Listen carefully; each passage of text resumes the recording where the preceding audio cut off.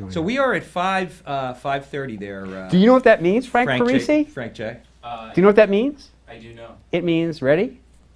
Close up, camera 3. Frank, let's roll them.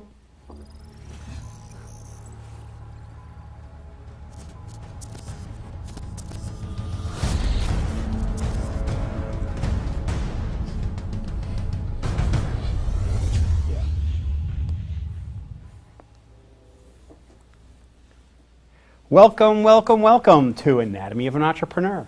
If you were in the pre-show today, must have been a fun time for you listening to us to talk about nothing. We have an awesome show today. We have on a great guest. I had never heard of him until Frank J. Parisi said to me, "Oh, I drink that guy's coffee. It's really good." But before we get started with our guest, Chris Vetter of Sailaway, founder of Sailaway Coffee, we have to take care of a little business. This show is brought to you by My Instant Office. If you need a chair, a desk, not to take home, but to work in, by the day, the week, or the month, you need an office, you need a conference room, come on in, sit down, and get to work. And this show is also brought to you by the Huntington Chamber of Commerce. Chris Vetter. Can you cut wide for a second? Chris Vetter. What's going on? Did you know that the Huntington Chamber of Commerce is the largest chamber of commerce on Long Island? What's the second largest? Seriously, If dude? you told me the second, I would Touche, believe but that's it. like touche. Touche Yeah, to you. who would be I don't it? know. I'm just asking if you know that if it was the largest. No, I had no idea, but Well, I could is. believe it. It's the largest chamber of commerce on Long Island. And Interesting. I once went to the associate director of the Huntington Chamber of Commerce. Her name is Courtney Bynoe. And who is that? Courtney Bynoe. Courtney? Bynoe The Courtney? means. Right. Is her name Courtney? No, Right. her name is Courtney Bynoe. She's the associate director. And I she's said, very I lovely. need something to say about the chamber, something really impactful to our audience. And she said to say, it's the best darn chamber in the world. And that is correct. This is true story. That's a true story. So this show tonight and every week is to inspire, maybe if it's just one person, that if you have the right tools, the right guidance, and you have some drive, virtually anybody can be a successful entrepreneur. And that's why tonight we have on a very special guest recommended by digital marketer Rob Pepe of Good Pep Digital Marketing. He recommended a really cool guest. His name is Chris Vetter. He's the founder of Sailaway Coffee. He has quite a unique story on how he got into the coffee business. So without further ado, Chris, welcome to the show. No, thank you for having me. It's really nice to have you here. I'm wondering why you're not drinking coffee. I was offered wine first, so I just took what was offered to me. Yeah, I would do the same. So, but anyway, it's really great to have you here. I really appreciate no, it. thank you. I know it's a last minute thing, so I was definitely happy to. Yeah, Happy to be and here. this is not going to be the only time we have you on, because it was like short notice. We'll want to plan next time, and we'll blow it out. We'll both blow it out, and we'll get bigger engagement. Cool. But we're really glad you came on tonight. Yeah, thank you. So let's start with 1 minute, and I mean 1 minute bio of who you are. And if you go past a minute, I'm going to cut you off. Cool. All right. Yeah, I'll do my best. Long Island native, born and raised here on Long Island. Where I went to Half Hill School District, so I'm guessing we get a lot of Long Island people Yep. viewing. Yeah, so Half Hill School District all my life. Went to Farmingdale College, and then I was a touring musician for most of my 20s, and that's at least 30 seconds, right? Yeah, that's pretty Yeah. good. So yeah, I like that, because sometimes I get people who will spout out the entire show Yeah. in that 60-second introduction. Yeah. And then I got nowhere to go. Yeah. So I mean, pretty much local Yeah. Long Islander, born and raised. Yeah.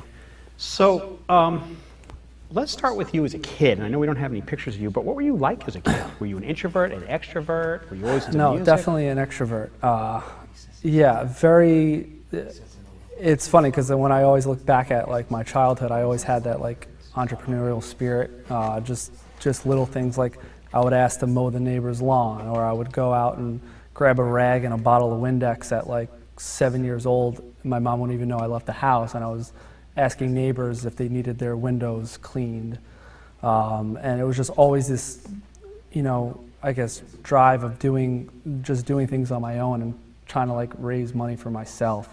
I had a few jobs here and there, and obviously that's what supported me throughout, being a touring musician. Obviously there's very hard to make money playing music, but just always doing things of like being creative and pretty much, trying to make money on my own. Did you study business in college, or did you? Yeah, I did. I went 4 years to Farmingdale, did business management, but ultimately I feel like most of my business experience came from touring, and I was very much like the manager of my own band, from the merchandising to the booking to all the networking, and essentially those elements pretty much transferred right into what I'm doing today. So let's get into that. Like, how did you develop that part of your career? As far as like, were you a musician all the way through school, and then you had bands? What was the deal? It was pretty much picking up a guitar at 16 and just having bands that I would idolize, and that was what I wanted to do. Who'd you idolize? Oh, just like a lot of punk bands, a lot of hardcore bands, I was into, and just that touring lifestyle really, was attractive to me. Just that playing music, being in a different city every night, and just really traveling the world based off of songs that were written, with friends in a basement. Just that idea was, extremely attractive. And, we went ahead and did it. We did it with no label, no booking agency. Like, it was just like, let's take this to, wherever we can take it. And, pretty much that mentality is I definitely account my experience more in the touring world than I did like for college. So, but here, to me, this is what's really cool. Most bands that start out, and I'm hearing a little bit of an echo. I don't know if it's coming off your phone or out of your headsets. Everything's off over here. Okay, so I just don't want it to bleed. Okay, I can just hear something. It must be coming out of your headsets. So here's the part that I think most like bands, they're like local bands. They play in like the local bars. Mm-hmm. Here's what I find impressive. You traveled the world. Yeah. So how did you do that? And did you get paid to do that? Enough to make it to the next city. How did that all happen, and how were you able to pull it off? Networking. So when we started touring, it was pretty much like the MySpace era, and that was largely responsible for how we got around. It was networking with other bands, reaching out to different bands in different cities and being like, hey, like, we like what you guys are doing. This is similar to us. Can you put a show together? Cool. Can we get $100 for gas? And that was pretty much what got us rolling. And we toured the U.S., many times over. The whole Canada. U.S.? Oh, coast to coast, and several were times. You driving or flying? Driving, yeah. No. So you're driving? $100 isn't going to get you very far. Yeah, $100 is not going to get you very far. So what did you do? How did you? A van and trailer. Yeah, so that was. But you're losing money. Oh yeah, for sure. But gaining experience. That's what I had to tell my mom, right? Yeah, right. Yeah. Well, it's not just gaining experience. You did what you loved.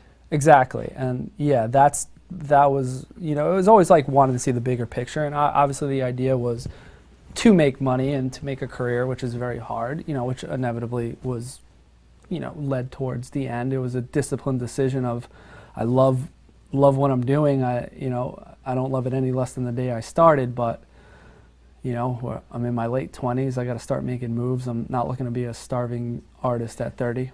Did you have thoughts that you guys were going to make it really big, or you weren't even thinking that way? No, realistically, no. I never thought we were going to make it really big. The idea was to, become like play.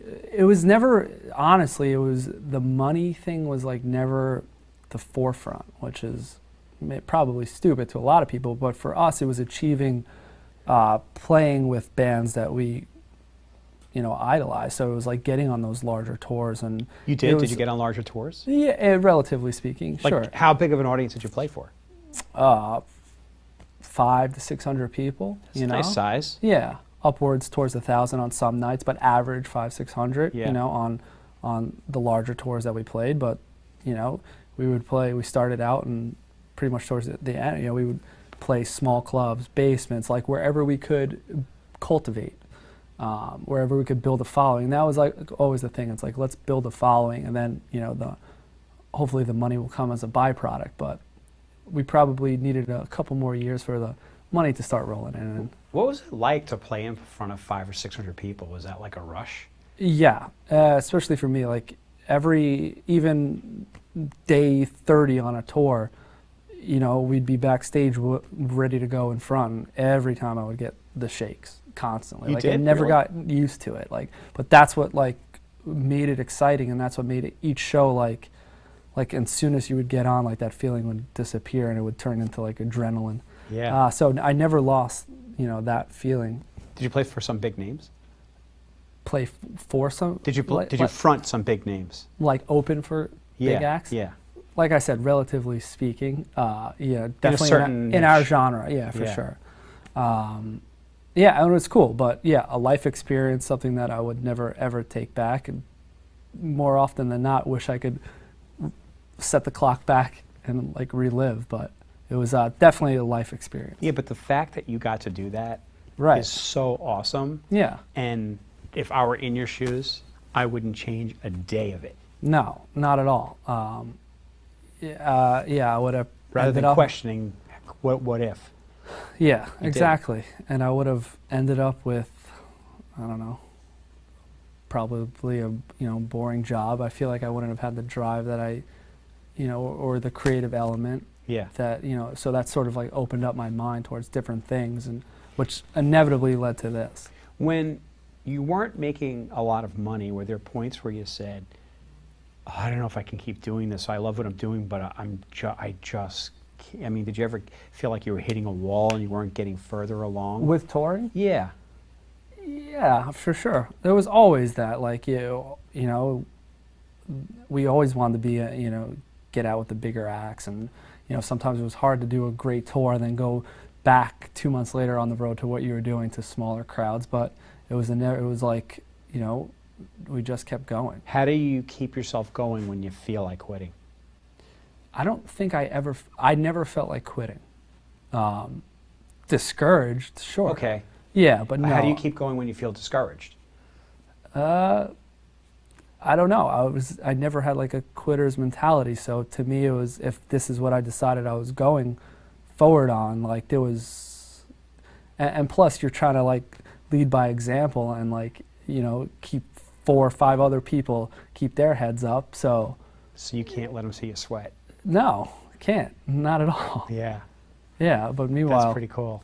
yeah, for sure. Yeah, that's a lot of stress. I don't think I knew what stress was at 25, 26. Like, no, it wasn't stressful at all. Like, there were some sticky situations, but nothing Tell us one. oh, God, like driving 9 hours from, the biggest one that stands out is we did a drive from Seattle to Idaho. It was like an 8-9 hour drive. And we showed up, and this was before, like, I don't even think, did I have a cell phone? Yeah, I had to have had a cell phone, but this was like before smartphone, Yeah. right? So we showed up to a venue that we thought we were playing, and the promoter wanted to pick up his phone. There was no show promoted. Guy wasn't picking up his phone. So we drove 9 hours to a show that never existed. Oh, no. Yeah, in the middle of Idaho, and No. no money, except I think we had just enough for like a 30-pack of Keystone Light. And, Well, then there's that. Yeah, then there was that. And I was like, well, what are we going to do? Cry about it? Or are we going to make this a memorable moment and move on? Yeah. Keystone, yeah, $18 for 30, can't beat it. Did the Americans give up when the Germans bombed Pearl Harbor? Have we mentioned the name of the coffee company, by the way? I feel Not like yet, people have but been we're gonna go there, watching. like, right now. People are probably like, what is going on right now? Is it called Starbucks? Yeah. That's what I thought. So I want to transition to that. And so I'll tell you what, say the name of the coffee company. Oh, yeah. Sailaway Coffee Company. And where can we find you? In stores all throughout Long Island and New York City. Frank, can you create a lower third that says SailawayCoffee.com? Okay, thanks.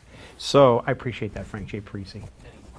So Now, here's what I heard through the grapevine, through a little bit of research. You would visit coffee places on every tour. Is that true? Like stores, yeah. That, It was part of our morning routine. And so. tell me about that. Well, I mean, when we were touring in 2010, 2009, it was really right before the cusp of the whole third wave of coffee and, you know, coffee shops popping up in local cities. So Around what year is this? What? That we started touring? Or? No, that you started going to the coffee shops while you were touring. Well, I'm saying, so coffee stops were always our morning routine. But, you know, when you're on major highways in, you know, different cities, it's... But like, give me a year, give me a time frame. 2010 to 13. Yep. So essentially, like, it was coffee, right? There was no really, this was before like really your small town roasters started popping up. And so when we toured Central America, essentially that same morning routine we were doing there, except now we were in like the epicenter of coffee, and now it was small coffee shops and a totally different experience. And that's what drew me in. So it was like, what have we been drinking back home, and like, what is this? And that's what led me on to the whole, you know, craft coffee and seeking out different roasteries throughout the country and seeing what they were doing and learning what different origins had to offer and profiles, everything like that. So it wasn't a passion yet. No. But it was something you liked. Yes. At what point did it start, did it converge and all of a sudden you started getting passionate about coffee? At what point? I would say when I started brewing it for myself. I started cold brewing for myself. And can you explain what that means? Yeah, it's essentially, you know, where iced coffee is brewed hot and then cooled down, and more times than not it's leftover coffee that, you know, you're drinking the next day. Cold brew is steeped over 24 hours in cold filtered water. It's a much smoother, less acidic product, therefore. So I started doing it in small batches by myself and had a different idea of what it should be versus some products that were on the shelf at the time. To me, it was supposed to be this smooth, really nice, drinkable coffee, and I was finding other products were strong and astringent and bitter, which is everything that I thought, you know, it should go against. So, like, I guess you could say it was like a light bulb moment. I already had the idea that I wanted to start a brand. I was like toying with the idea of craft brewing and things like that, but I didn't know anything about beer or anything like that. That was like a short-lived moment, but there was always it was what's my next project, right? Like, so I felt like, you know, on the verge of 29, and it was like, you know, this sucks, but I got to give it up. You know, I got to start moving on to something else, to, you know, making a living. And were you already passionate about coffee at that point, or you just knew it's time to move on? No, it was time to move on before the passion started. Okay, gotcha. Yeah. So with that, I started, you know, becoming obsessed with it. Started making tons of batches, started sampling it to friends and family, and just learning more and having this idea and try to find my recipe. And then, you know, with learning and educating myself and making countless sample batches, that's what like really drew me in. That with the whole trip to Central America as well. So that's what drew me in and grew into a passion. So you weren't touring in Central America? Yes, we were. Oh, you were? Yeah. So you were touring in Central America and kind of like developed... Like I said, it was like our normal routine throughout every tour, except now we just happened to be. And that's where the passion started? Yeah, that's where exactly. That's what drew me into, like, this is a completely different experience to... And was that also a point where you said, I think, now that I'm thinking about giving up my music, I think this is an area that I want to pursue for a career? Is that what happened? It was the idea of learning how to do something new and kind of, you know, feeling that I could do it better than what was out there. And it just, like, everything sort of came together and just made sense. It was like, I want to start moving forward on this. Was there a point in the in-between where you said, maybe I need to get a job? No. Never. No. I knew that would be the dangerous move. How are your parents? Well, I did have a job. I was working during this time. I would work between tours, but I left my job to do this full time. I used to work at a local eatery called Suburban Eats right in Melville. And that's actually where I was making small batches and sampling it to customers. Sorry, I left that's that so part cool. out. So you had like this like focus group. It was my, before I knew what that was, that's what I was doing. And that led to farmers markets, and then that led to store shelves. So your parents probably, I don't know how supportive or not supportive your parents are, but you were saying something about your mom before, about you were like in a band. Were your parents supportive of you being in a band? No. They were not supportive. No, hated it. And so now you'd say to your parents, I think I'm going to give up this. Good, yes, do it. Whatever it is that's not touring, do it. Oh, really? Yeah. So I guess they were like, okay, fine. He's not robbing banks, and he's giving up music. Do whatever you want, son. So they were kind of supportive of that. Yeah, for sure. Definitely. That's pretty cool. Joe, you have any questions yet? There's a question from Mike Doty. He says he'd like to know, what would you recommend to someone who wants to do what you do? Oh, so breeding a competitor, so to speak, huh? Don't do it. Do it. Like you don't have enough already. Yeah. What would I recommend to someone doing? Time and research and development, and having a focus on what you're trying to present. So for me, it was smooth and a chocolatey beverage, and something that was not astringent and bitter and stood alone. Mm-hmm. Didn't blend it. You have to have your point of differentiation. So that would be the biggest thing.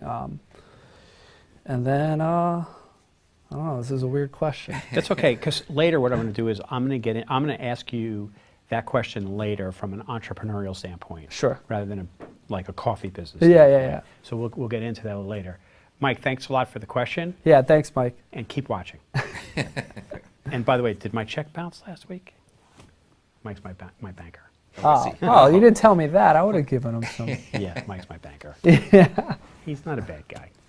So, so your parents were supportive. That's like a key ingredient in a successful entrepreneur is to have good support mechanism. Yeah. Because that gives you kind of the confidence to continue moving forward. Yeah, well, I mean, I had, plenty of confidence with music. Well, you already sound like a confident guy. Well, with music, yeah. So my mom hated it every bit of the way, but she became supportive of when I went to pursue this. Right. So you move ahead. You start making batches. At what point did you go? I think this could work. There was a certain thing I was looking for, like when I would sample. So when I would sample people, there was a look that I wanted. I didn't want not bad. I didn't want this is good. There was a look I was looking for. And I didn't stop making batches until I got that look, unanimously. So you had to have that consistent look from people. I like this. Yes, exactly. I like coffee a lot, but I have trouble drinking coffee. I should have asked you to bring some, but I've got some. Oh, you do? Yeah. Should have probably put some on the table, but that's okay. That would have been a good idea. What kind of guest is he? It was a rush thing. I didn't know I thought this was a podcast 10 minutes ago. We should have had something out of it. Yeah, he didn't know it was live 10 minutes. He just found out it was live. Yeah. He walked in, he was like, "Oh my God, I'm going behind the firing line there." I thought it was a podcast all day. I could give you my keys if you want to run out and get it. Yeah, he can. He's got a technical direct. So I could have done that, Frank. But maybe Joe can actually run out. Sure. I could run out. Because if you could do that, we could actually show his product. That'd be great. On the air. Yeah. So, and we'll just keep talking. You guys keep talking. Yeah. By the way, if your car is gone when you come back, Joe's having a little it's okay. Don't worry, issue. Chris. They've only stolen the batteries off of my truck that's outside. Yeah. So that's happened to me too. That's okay. Yeah. So you 17 years parking here. So you started. There was a look that you were going for. Yeah. And at what point did you go for okay? So how do you know when it's time? You just know. There was that look, So you're sampling the same people, the same dozen people over and over again. Oh, you did with the same people? You didn't Yeah, go mostly. people. Yeah, it was friends, coworkers, my boss. so it was constant, like every week, it was something new, something different tweak here and there. And that's, it probably took, I would say probably 5-6 months before I got it locked in. Wow, that's a long time. Yeah, it was pretty much from, I would say I started really testing in around Christmas time of 2014, and then I started doing farmers markets that summer. Frank, what do you like about his coffee? Because you were you sound like you were a big fan when I told you that we're going to get this guy on. Yeah, so you guys were my first experience with Nitro Brew. Cool. So I didn't really know that. I didn't really know that what Nitro Brew was, and then I think I saw you guys at a fair in Huntington. Go wide. And go on that microphone. Go ahead, Frank. So I never really knew what Nitro Brew was, and I think I was at a fair in Huntington, and I saw you guys have a booth there. And I Fall saw, Festival? What was that? Fall Fest, yeah. That's what it was. And I saw people getting coffee off of a beer tap. I'd never seen that before, so it automatically sparked my interest. I went over, asked them what it was. They said it was Nitro Brew, and I tried it, and got the whole case. then I found out you guys canned it. Yeah. And it was over from there. Now I drink it all the time, and they have it at Brownstones. Yeah. I eat breakfast there sometimes. In Northport? They have it on tap. It's amazing. Yeah, right here. So do you want one? Let's put the whole thing out here so that I want you to see something that's very interesting. What that says. Right? Soul Bowl. There you Yeah. go. So you can hold that. Yes. Actually, I know Soul Bowl. Do you? The better bowl. We should take some out. It's upside down. Oh no. I it's know. upside Take a couple out. We don't need all of it. Wow, we're Excuse getting my. s- Excuse my. Yeah, we're looking at your butt. My rear end. Maybe you want to go on the green screen Sorry and about face the that. camera. There we go. Good Is that lesson. enough? I'm gonna leave your keys right here. Is that enough, you think? Or should we put more out here, almost like bowling pins? Less is more. I think that's good. Yeah. Okay, here. Thank you, Joe. Yes, I thought So that was it. Frank, I get thought back that to was technical directing. Yeah. No, Now. I'll go back, but yeah. You go back, I'm gonna- highly recommend the Nitro. Yeah. So Thank you. Yeah, I'm really glad that you brought this out. We should have said something earlier. You had this thing going, and now you know it's time. Besides excited, were you scared at all? Like, okay, now I got to go make this stuff? It's hard to be scared when you've got nothing to lose. So to me, it was just it's now or never. I'm going to do this. I'm going to put, all my chips are in. I'm going to take all my money that I've made working for the past, year, and start figuring it out. And so that you never felt nervous about this? Were you confident that it was just going to work, or you just didn't care? It's just the same mentality of I'm just going to keep pushing this until it does. So. And then how was it received when you first rolled it out? Great. So that was our test to market. When we started doing farmers markets, we did Seaford, Patchogue, Kings Park, a couple others around Long Island, and that was our test to market. So we were just serving it out of a dispenser and selling it by the cup. It wasn't even packaged yet. We were selling our whole bean roast, and we were selling our cold brew beverage. And it was received really well. And we had visitors that would come every weekend, grab a cup. All the vendors loved it.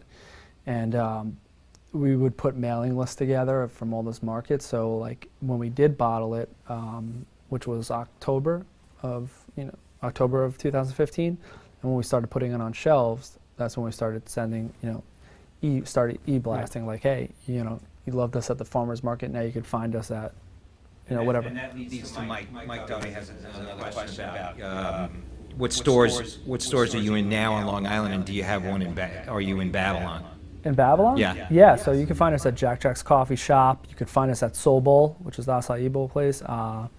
You could find us on tap at the Villager, Babylon Burger Bar, the Local. And as far as all of Long Island, all Whole Foods locations, Uncle Giuseppe's, North Shore Farms, Best Markets, and lots of bars, restaurants. If anybody wants to go to our site, sailawaycoffee.com, you could look at a full list of locations that you could either find us cans or on tap. Got to throw that lower third up there, Frank. You have Go, that? Frank. Yeah, Come on, yeah. Frank. Oh, It's gone. is it really? I need to remake Okay, so just create Okay. another one. We'll talk. We'll create another one. Yeah, We'll just make another one. yeah, we'll make another one. It's Yes. okay. We can do that. We have the It's a- technology. It's a pretty cool story. Yeah. Here's one of the things I like about your story, which goes part and parcel with all this entrepreneurialism, is you need to put yourself in the path of traffic. Yeah. And when you put yourself in the path of traffic, people will begin to find you. Do you believe that marketing is just as important as the product? Yeah. I mean, yeah. Look, obviously the product has to be a standalone product. It's got to be great. But I mean, look, there's plenty of products out there that obviously aren't great, and they're huge because they're investing thousands and millions of dollars into advertising. So does it necessarily have to be great in order for it to, be successful? No. But our approach is, and obviously you've known us for a while, it's been like a very grassroots approach. So, we did very organic type marketing, events, fairs, festivals, store demos, music events, just anything that we were in the face of public. So like low cost, high impact type events, like nothing beats that. And for us, there's an education to be had with what our product is. It's not it's not an iced tea, it's not a sparkling water, especially when we first started out, people didn't know what it was. People didn't know what cold brew coffee was. So there was education to be had, and I think one of our vantage points was that we're a young company, and it was a very homegrown company. It still is, and I think that's what people are most receptive towards. So our disadvantage was our advantage of, just we could only afford to do small events. Right. We didn't have an advertising budget, and that led us to just do whatever we could to be in front of people, and definitely was a huge springboard. What makes you unique? Our biggest point of differentiation is, it's the smoothest coffee you'll ever have. What does that mean? It means that normally, what do you think when you think coffee or Bitter. iced coffee? Yeah, bitter, astringent. Ours, you could crack open. This is dairy-free. This one has a tiny bit of sugar in it, but even on our unsweet, it's just very smooth. It's very still low in mild. carb. Yeah, yeah, Even the one with sugar is low in carb. yeah. 7 grams, 30 calories. So that's like our biggest point of differentiation. That's what makes us special, is that it's a product that you could crack open and drink, and you don't need to douse with creamer. You don't need to douse with sugars. It's just a very smooth, drinkable product. How much has the company grown since those early days of the farmer markets and stuff? Yeah, night and day. Yeah, absolutely night and day. Let's look at it in terms of, we won't look at terms of dollars, let's look at it in terms of how much stuff you sell, how much you sold then, and how much, like, by, I don't know how you do it, by gallon, by, I don't know. How do you, what's the... Yeah, so when we released our cans, we started out in bottles of just flat cold brew coffee. So it was by the bottle. And then we, later on that year, we released our Nitro on tap, and we started selling to bars and restaurants around Long Island. So it was like two completely different avenues. We had our bottles, which were growing. We did, it was growing, but our tap sales were exponentially higher. So naturally, the next move was, we need to figure out how to can this. We need people to take that experience that they were getting at the bar and restaurant and be able to stick it in their fridge. So March of last year is when we released our line of Nitro cold brews, and that's what completely transformed the company. Really? Yeah. What happened? Just triple. Have you tripled your sales in 1 year?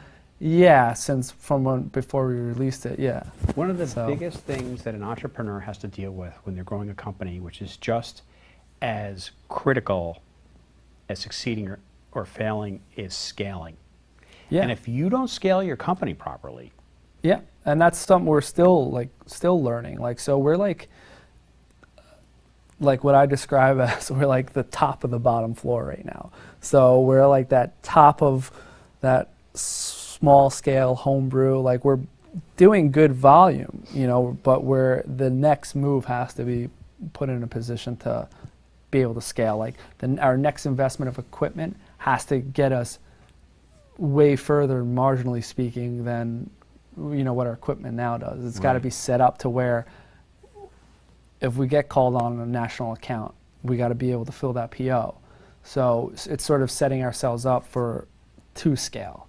And that's something we're transitioning to now.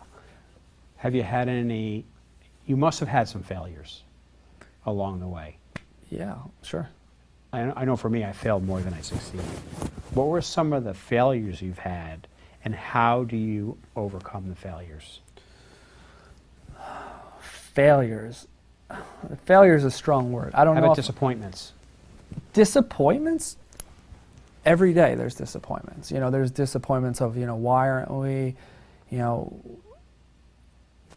why don't we have further distribution? You know, distribution's probably a big part of it. It's like, you know, why don't we want that national distribution? We want Northeast, you know, we want, you know, deeper New York City distribution. So it's like, you know, we want to expand our channels, and, you know, finding that right partner is probably the toughest.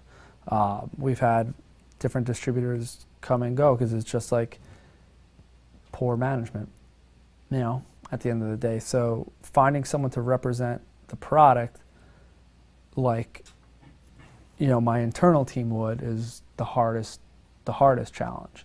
And that's part of scaling too. So you can't scale if you can't, you know, find someone who's representing the product like we are, selling it like we are, marketing it like we are. So that's like the biggest challenge. They have to believe in it. Yeah, but even you could believe it, but if you don't know how to, like, I don't know. It's still hard to describe, but, you know, finding the right partners to manage it, to sell it, and, you know, and to scale it alongside of it, that's like the hardest part. Yeah, so I would say, but failures, yeah, I don't know if we've, you know, knock on wood, we haven't really had a failure yet, but it's everything's been on the right track. And that's great. You know, it's manageable, and yeah, sometimes, you know, things are difficult to manage. How do you know when to go to that next step, like to that where you're going to scale it, like? Well, it's continuing to build how we're building, and I think it's organic. It's organic, and I think it will just eventually it just keeps doubling down. So it's just the growth keeps multiplying. So, you know, if it just keeps multiplying, doubling year over year over year, you know, that's a nice build. Yeah. You know, it's not good to me, it's not good to build too quick.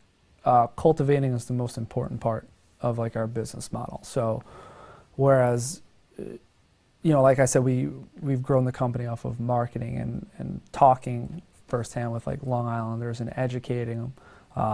You know, we were the first nitro brew you ever had. Like that you know, speaks volumes, and that's what we've built the company on. So cultivating, and at the end of the day, we could be a successful business and only be on Long Island, only New York City. Like everybody wants to be here. So let's just focus on building this brand here and becoming the, you know, the best, you know, best brand we can be, and ground ourselves here before we even think about moving anywhere else. How many employees do you have now? 5. Oh, that's cool. Yeah. Yeah, Yeah, 5 besides myself. Yeah, that's pretty cool. Well, as you expand, 6. it's going to be like 6. 6, and then 16, and then Yeah, 60, yeah. and then 160, and then 500. It could get very big. Yeah, but yeah, it's small team is crucial in keeping things manageable, and, you know, being a small company, you know, definitely everyone wears several different hats. But that's the nature of it. Where do you see yourself in 5 years? In 5 years, I would hope that we've achieved what we want on Long Island in New York, which is becoming a household name, and just becoming, you know, being on the forefront of, you know, cold brew and nitro cold brew, expanding our line even further. You know, what time is it? It is 6:09. Okay, so we're not going to be on too much longer, but I think we should play his commercial, that little story, and talk about it. Your commercials. Where'd you get it? We're On production. YouTube? Yeah, we're It's production great. people. I mean, it's we know. really well done. Thank you. Yeah. Thank you. It's really That well was- done. He has an Emmy too, so. that means Really? something. He does have an Emmy. Who? You. Yeah, whatever. Yeah. So I never got it because they didn't want to pay for it, you know. So you have to buy your Emmy. So. So Never knew. Yeah. Go ahead and And it's a play the local Emmy commercial. anyway. So that's If we think we want to talk through it, put the mics off for now. Off? Yeah, mics off now. Play it. There's some verbiage in this commercial, right? Yes. Where she speaks. a little bit. Yeah. Yeah. Okay. Okay. Yeah.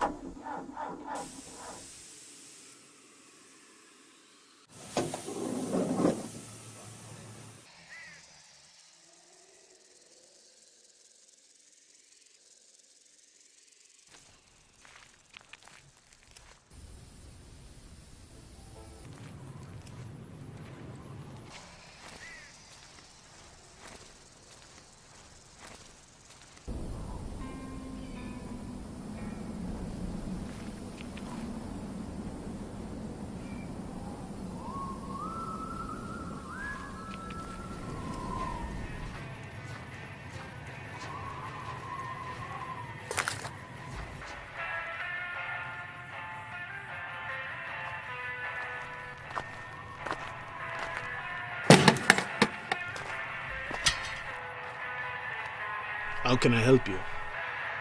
What do you got? How about something dangerously smooth? Sounds perfect. Help yourself. New Sailaway Nitro Chocolate Cold Brew with vanilla bean and cinnamon. It's dangerously smooth.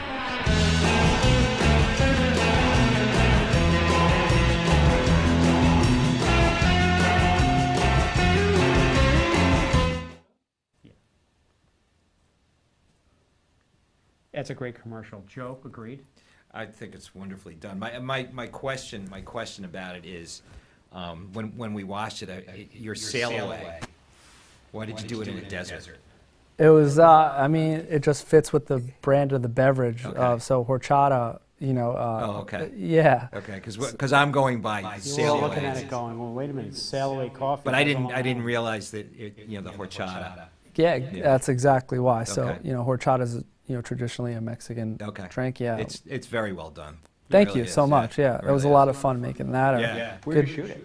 We shot it out in 29 Palms, California, which is right outside Joshua Tree. Right. A buddy of ours built his own Airbnb out there, and his property, that's pretty much all of his property that we shot it on.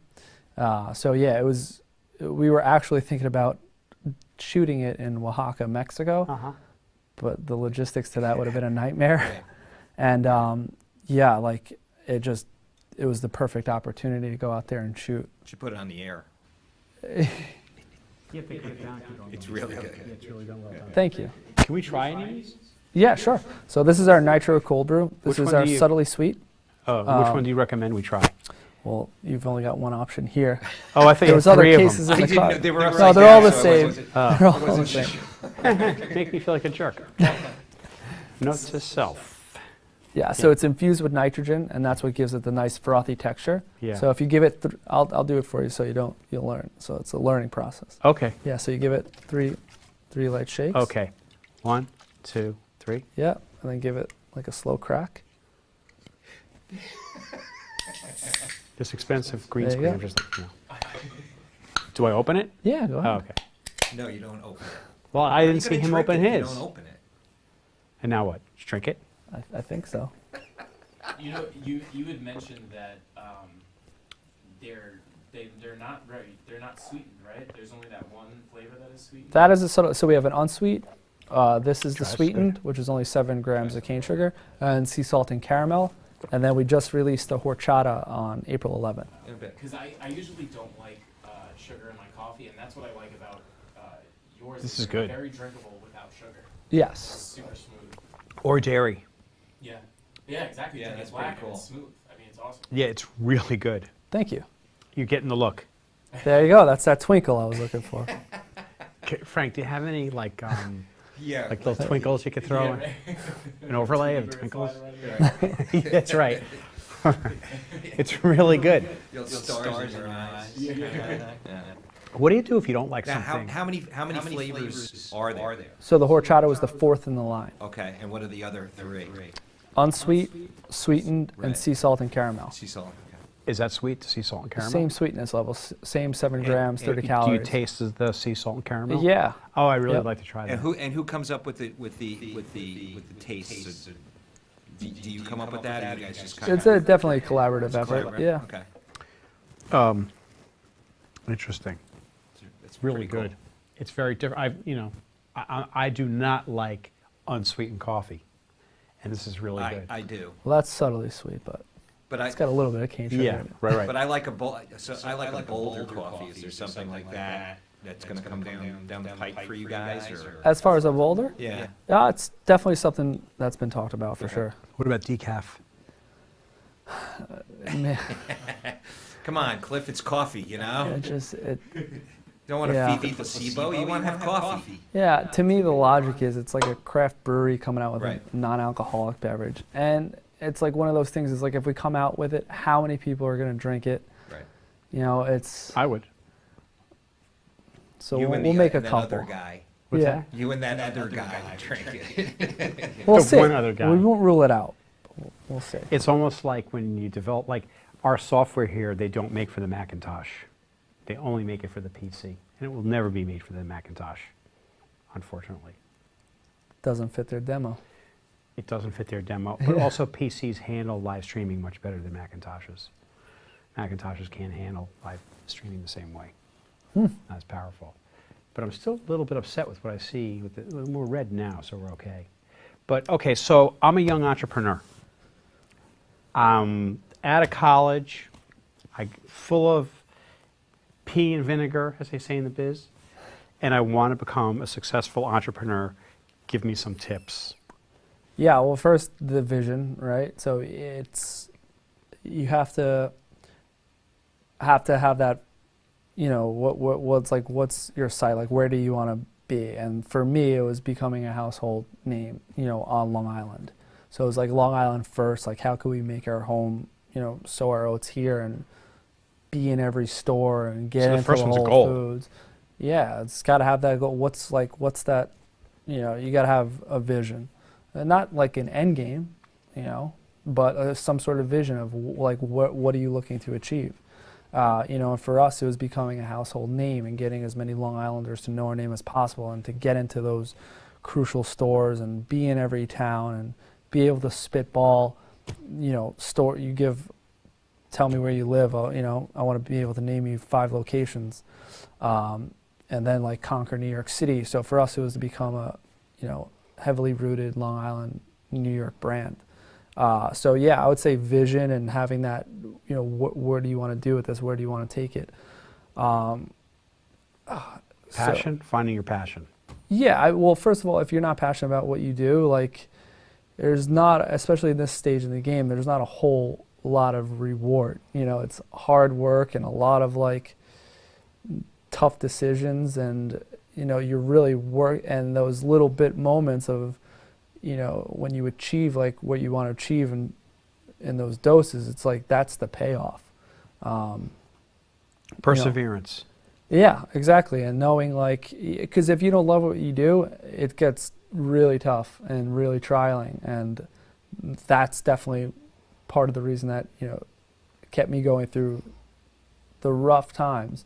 And not that I'm through that at all, but, you know, sometimes periods are definitely rougher than others.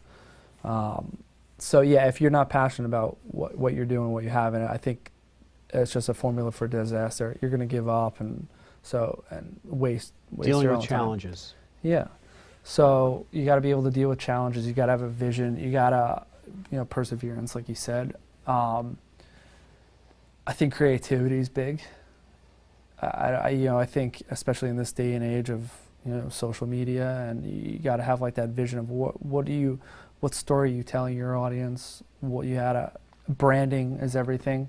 You know, who's your audience, who are you speaking to, and one thing that probably I've learned more, within the past like year or two is it's equally as important to think ahead. Like thinking ahead's big, because time flies so fast, and like things hit you at the,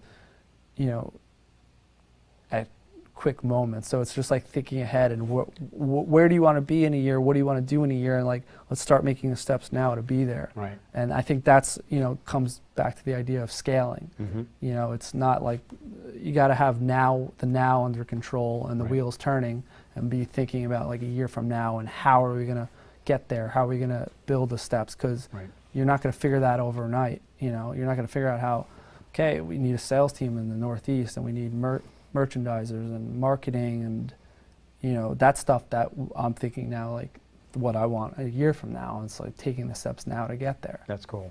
Yeah, and it's staying focused here at the same time. Yeah. Well, I really appreciate you being on with us this evening. I know it was short notice. You were a good sport for coming on. We're going to have you on again, should you desire to be on again. I would love to. I'll bring all flavors next time. And even putting up with our shenanigans here in the studio. That's all I'm good. sorry for two things, that you didn't get to meet Lori Kay, our usual comment person. Who has chimed in. She says, "Oh my God, Joe is the new Lori." Hey, Lori, you have some competition. I might even ask Joe out on a date. Yeah, oh, please, come on now. I said I can't replace Lori. Get in line. Everyone Thanks, wants to Frank- go out Frank with J. Joe Parisi. Lavolsi. Yeah. Well, Lori Kay, we're so glad you joined us. I'm sorry that you joined late, but I know you were busy with strands of hair. Right. But I'm so lost again. I don't know who we're talking to. Lori normally sits here and does the comments. She handles all the I'm comments. normally. She's a very attractive young Yes. lady, and she's a hairstylist. Nice. And so we were desperate, and we got Joe. Yeah, wow. We were going to try to get him a Lori Kay wig, Yes. but he looked horrible. Yeah. So, but Lori will probably, I don't even think Lori's on next week. I think she's teaching again next week. We lost her again. Is that true, Lori? So, but we appreciate you being on. Yeah, thank you. Also, putting up with all the shenanigans here. And we will be on next Monday. I don't know if Lori Kay's on here. We're hoping Joe Lavolsi will come back and be our our chat manager, if you will. Chat manager and director of photography. I could do that. I think I could do that next week. Okay. Yeah. Only if Lori Kay is not here. Right, only if Lori Kay. 'Cause I'd But I have to could still be here. Lori Kay gets the views. That's correct. You know what I'm saying? Although, who's Ryan Heibendahl? Ryan Heibendahl. What's up, Ryan? Ryan's my right hand. Okay, he's still watching. He said he's so cute. I don't know whether that means me or whether that means Cliff or you, Chris. Maybe It's himself. Cliff. He It's means just Cliff. Cliff? Yeah, Okay. he sees me every day. He's not talking about me. Yeah. I'm very hot for a creepy old man. You know what I mean? Thanks for watching, Ryan. Yeah, Ryan, thank you. We appreciate you. Whatever camera Ryan's watching in, Ryan, thank you for watching the show. So we have the credits rolling. We have the credits somewhere, do we, Frank? Yes. You didn't lose them this week? They did not get lost. Thank the Lord. And we will see you next Monday at 5:30 p.m. Oh, be sure to hang around because at 7:30 tonight, the BYG boys, Corey and Mike Winkoff, will be here to give you all the golden nuggets of lacrosse and what's going on. So we'll see you next week. Bye.